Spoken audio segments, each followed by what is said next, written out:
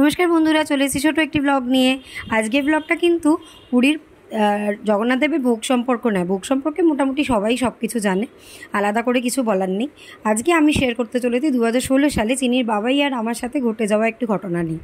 তো আমরা যখন গিয়েছিলাম তখন আমরা সমুদ্রে যখন চান করতে গিয়েছিলাম, সেইবার আমরা টাকা পয়সা না সেইভাবে ক্যারি করি না। তখন ওই চত্বরে খাওয়া দাওয়া সম্পর্কে, মানে বাঙালি রেস্টুরেন্ট সম্পর্কে আমাদের সেরকম কোনো ধারণা ছিল না। তো যাই হোক, যথারীতিভাবে চান করতে করতে আমাদের 3টে সাড়ে 3টের মতো বেজে গেছিলো, আর আমার প্রচণ্ড জোর খিদে পেয়ে গেছিলো।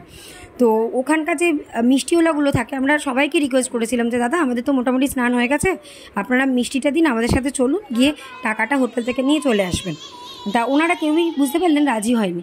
তো তারপরে আমরা আরেকজন নিজে থেকে এসে বলেছিলেন, ছিপছিপে শ্যামবর্ণ গায়ের রং, আর এসে বললেন যে আমি আপনাদের মিষ্টি খাওয়াচ্ছি, বলুন কী কী খাবে। যাই হোক, উনি মিষ্টি টিষ্টি আমাদের পেট ভরিয়ে খাওয়ালেন। তাই এবার তারপরে ওনাকে বলেছিলাম আপনার সাথে চলুন, বললেন না না ঠিক আছে, আপনি হোটেলের নাম বলে দিন, আমি গিয়ে টাকাটা নিয়ে আসবো। কিন্তু বিশ্বাস করুন, ওনার আর তারপরেও আমরা বিচে গেছিলাম, প্রায় 2-3 দিন ছিলাম, কিন্তু একবারের জন্য ওনার কিন্তু দেখা আমরা পাইনি। ওই ঘটনাটা মনে পড়লে কিন্তু আজও আমার আশ্চর্য লাগে, অবাক লাগে। সবই কিন্তু মহাপ্রভুর লীলা যাকে বলা হয়। আর এখানে দেখো, চিনিরা কিন্তু সত্যিই সেদিন খুব ভালোভাবে ভোগটা খেয়েছিল। তাহলে দেখতে থাকো, সঙ্গে